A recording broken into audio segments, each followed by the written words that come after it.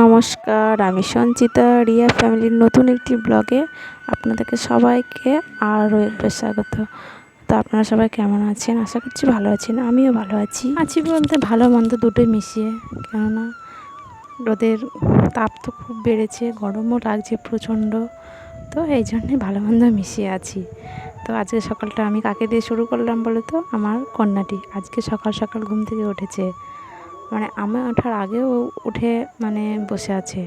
তো আমি উঠে ঘরটা মুছেছি, বারান্দাটা মুছেছি, আর ও তো তখন ব্রাশ করতে গেল। আর এই যে আমি বাসি কাজ ছেড়ে ঘরে এসেছি আর ওর ব্রাশ করা হয়ে গেছে। তো ওর বাবা আজকে সকালে কলা আর বিস্কুট খেয়েছে, ওই জন্য ওর হাতে একটি কলা আর বিস্কুট ধরিয়ে দিয়েছে। তো সকালে কলা বিস্কুট খেয়ে নিয়েছে বলেই বলেছি চায়ের পর্বটা আজকে এখানেই এন্ড। তো পরের দিন আবার চা, তো ওই জন্য ও হাসছে। আর পরের দিন অল্প কটা ওকে মুড়ি মাখিয়ে দেবো ভেবেছি। তো কলা বিস্কুট খেয়ে তো 10টা-11টা পর্যন্ত থাকতে পারবে না, ওই জন্য একটু মুড়ি মাখিয়ে দেবে, মুড়িটা বসে বসে খাবে। আর এই দেখেন কলাগুলো তো একটু বীজ আছে, তো বীজ কলা একটু মিষ্টি মিষ্টি বেশি লাগে। ও খেতে যায়, কিন্তু এই বীজগুলোর জন্য আবার সব ফেলে দেয়। ওর বাবার সঙ্গে হয়তো কোথাও যাবে, সে ভেবে সাইকেল বার করেছে। আর সাইকেল বার করার পর দেখছে সাইকেলের হাওয়াটা একটু কম আছে, তাই আবার সাইকেলে হাওয়াও দিয়ে নিল। আর যে ওর বাবার সঙ্গে হয়তো পাড়ার দিকে যাচ্ছে বলতে হয়তো মাছ টাছ মাংস টাংস যাই কিছু আনতে যাচ্ছে। তো আমি ঘরে এসে আমার কাজগুলো গুছিয়ে নিলাম বলতে বিছানাটা তুলেছি এই। আর মেয়ে যে টুকিটাকি জিনিসগুলো এদিক ওদিক ছড়িয়ে ছিটিয়ে রাখে সেগুলো একটু গুছিয়ে রাখা। তার মধ্যে আবার দেখছি চলেও এসেছে। আর ওই যে ও গিয়েছিলো ওর বাবার সঙ্গে চিকেন আনতে। তো সাইকেল ওর তো সাইকেল কিনে দেওয়া হয়েছে, ও সাইকেল চড়ে না, চালাতে শেখেনি, ওই জন্য বাবা একটু বলেছে বলে ওর আবার ভারী মানে লেগেছে। ও এখন সাইকেল চড়াটা শেখেনি, আস্তে আস্তে শিখবে। আমি অতটা বলি না, পড়াশোনার চাপ থাকে, তো ওই জন্য ও যা একটু ঘোরাই সাইকেল দিয়ে, ওটাই ঠিক আছে।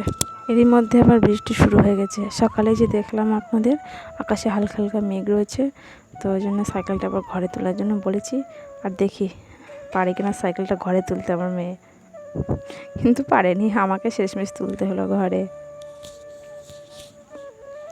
তারপরে যে ওর পড়াশোনার কাজটা শুরু করে দিয়েছে। আজ গান টানে বসবে না, আজ একটু পড়ে নেবে, কারণ কালকে থেকে তো পরীক্ষা, কালকে সোমবারের পরীক্ষা। তো ওকে একটু আমি মুড়ি মাখিয়ে দিয়েছি, কারণ অনেকক্ষণ তো সে কলা বিস্কুটটা খেয়েছে, হয়তো খিদেও পেয়ে গেছে। তো বললাম যে একটু মুড়ি খেয়ে নাও, আমি ওদিকে রান্না বসাতে যাচ্ছি, তুমি এটা আস্তে আস্তে খাও, খেয়ে তারপরে পড়ো।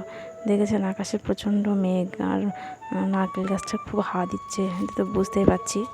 আমাকে তো আর বসে থাকলে হবে না, আমাকে আমার কাজটা সারতেই হবে। তাই আমি আবার তাড়াহুড়ো করে রান্নাটা বসিয়ে দিয়েছি। আর আজকে রান্না হবে পেঁপে আলুর তরকারি, চিকেন আর একটু চাটনি, এই করেছি আর কি। সকালে তো তাড়াহুড়ো করে রান্না, এর থেকে বেশি কী বা করব, তাই আজকে হালকা পাতলা কিছু এটাই করেছি। তা রান্না করতে করতে আবার মেয়ের বাবা বললো যে আমার তাড়াতাড়ি দোকানে যাওয়ার আছে, তো আমাকে যা হয়েছে তাই দিয়ে ভাত দিয়ে দাও। তো আমি পেঁপে আলুর তরকারি আর চিকেন কষাটা দিয়ে ভাত দিয়ে দিয়েছি, মেয়েও খেয়েছে, আমিও দুটো খেয়ে নিয়েছি। আর তারপরে আবার দোকানের খাবারটাও রেডি করে দেবো এবার। রবিবার আর বুধবার আসলে আমার কাজের খুব তাড়াতাড়ি থাকে, কারণ ওই দিন তো হাটবার থাকে, দোকানের সামনে হাট বসে, তো আমাকে একটু তাড়াতাড়ি রান্না করতে হয়।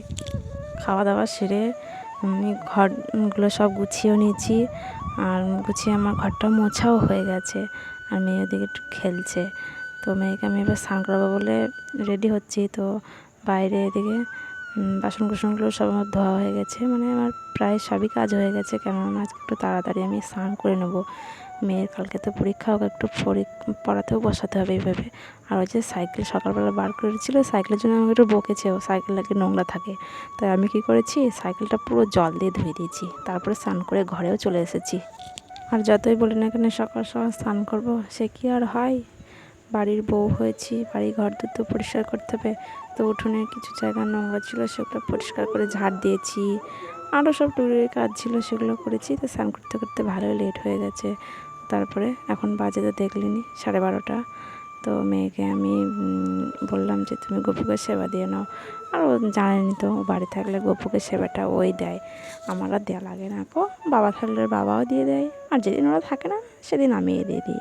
তো গপুকে সেবাটা ওই গুছিয়ে দিয়ে দিচ্ছে। আর ফুলটা আমি তুলে এনে দিয়েছি, আর ও জল টল সব ও নিজেই নিয়ে এসেছে। আর ও বলবে যে অন্য দিন তো আমি গোপোষণাকে সেবা দিতে পারি না, কিন্তু আমি যেদিন স্কুল আমার অফ থাকবে, বাড়ি থাকবো, সেদিন গোপোষণাকে আমি সেবা দেবো। কারণ গপুর তো ওর জন্যই গোপোষণাকে এখানে মানে আসন করা হয়েছে আর কি এখানে। তো যাই হোক, গোপোষণার সেবাটা দেওয়া হয়ে গেলে ওকে ভাবছি একটু পড়তে বসাবো।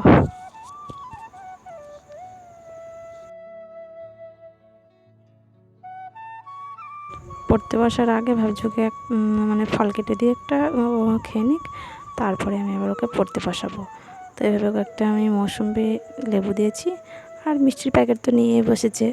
তারপরে পড়াটা হয়ে গেলে মানে শরীর খুবই ক্লান্ত, বলছে আমি আর পারছি না পড়তে।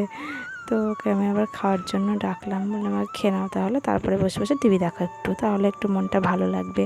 আসলে অনেকক্ষণ থেকে তো একভাবে পড়ছে, নিজের দিয়ে বুঝলেই বোঝা যায় যে অনেকক্ষণ এভাবে পড়লে নিজেরও পড়তে ভালো লাগে না। তো ওই জন্য ও এবারে খাওয়া দাওয়া সেরে টিভি দেখবে, ও সেই প্রস্তাব রেখেছে।